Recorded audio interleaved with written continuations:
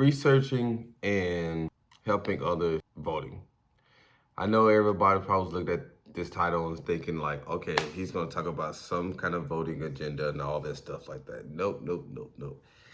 I keep my politics private. That's just who I am. You call it for whatever it is that you want to call it, but that's who I am.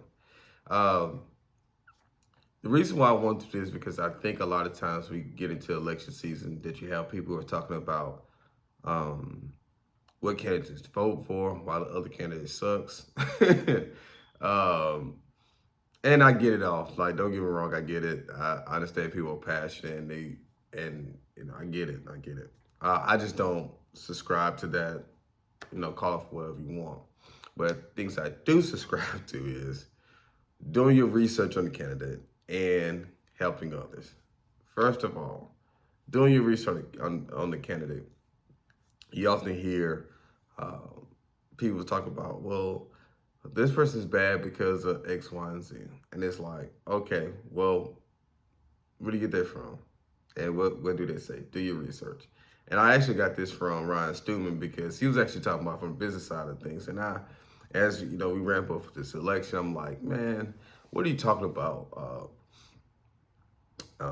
Doing your research, but are you really doing research? Or are you just doing a what do you call it? Like a slanted research?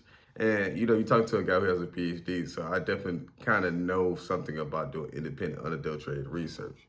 And what I mean by that is, you can't go Google why the mayor of Country, Alabama is horrible and expect that, oh, you're going to get all this stuff, this independent thought and, kind of the pros and cons of this person. And then same thing, you can't go research why he or she is great and then come up and be like, and use that research against somebody or an argument. And I think this needs to be said, period. When you have the talking heads, you have the people on social media that's pretty much downplaying, the president or downplaying your mayor, and, whatever. I'm just talking to you. This goes to cities, governors, with all this. Like, guys, like, wake up. Like, I get it that social media is the thing. I'm on social media. I watch TV, but I think it's very, very important that what we do as individuals is just, hey, I want to make sure that I am voting for something that I did my independent research on. And Google is powerful. But Google is only as powerful as you allow it to be. Second thing I want to talk to you about is helping people at the polls, okay? Either helping them to the polls or helping them at the polls. If you truly believe in a candidate, like, help them. Go put yard signs up or talk to people or talk to your professional groups or whatever it is about what you feel in regards to their politics, their stance, and what they've done in the community. I think this is vitally important, especially when you're talking about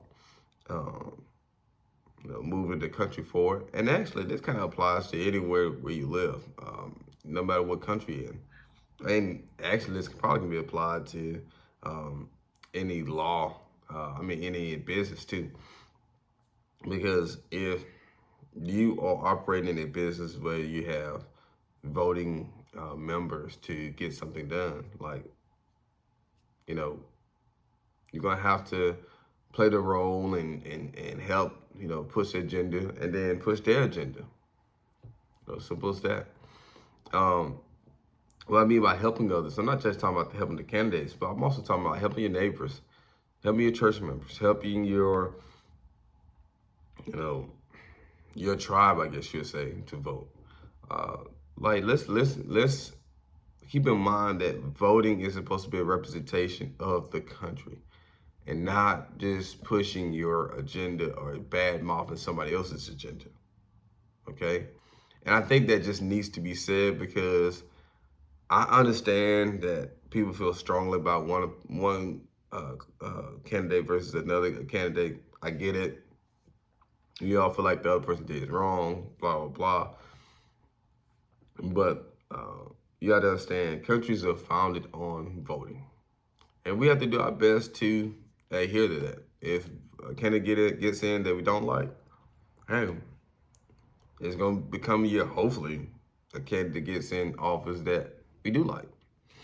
And in both instances, we got to support our purpose and our vision. And I think the more that we think about it like that, the less what I want to say, the less that it becomes so rigid. It's almost like you can't even tell people what your voting beliefs are, or what your politics are. Because the moment you said you vote for one person, you automatically shun. And I think we have to get back to the basis. And the basis of voting is getting the majority rule. Period. Now, obviously, hoping that majority is right and morally sound. It was a point in time. I mean, let's face it, that America wasn't all that great of slavery, and the majority ruled then, or the majority of voting people could rule then. So I understand that that's not a hard, fast rule. I get it. But I think we have to understand, excuse me for the sunlight, it's morning here. So, and I get up pretty early. So just know, man, if you believe in something, support your people, help others who might not have the same opportunities as you to vote. And just be cool. Don't jump down somebody's throat because they vote in a certain kind of way.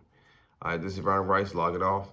Follow me on all my social media. Get Rice Now, GETRICENOW. Log on my website, RonnieORice.com, or give me a call or text, 205-222-9815. Take care. Have a great week.